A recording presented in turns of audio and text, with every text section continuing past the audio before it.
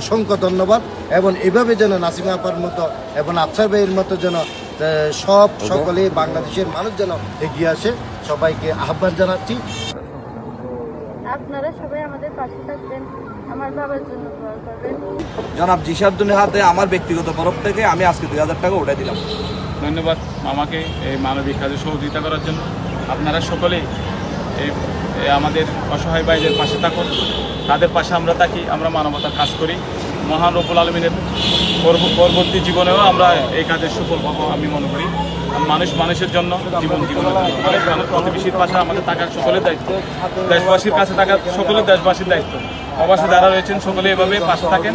ইনশাল্লাহ আমরা সকলে মিলে যাতে এদের কিছু এই পরিবারগুলোর পাশে থেকে তাদের জন্য কাজ করতে পারি।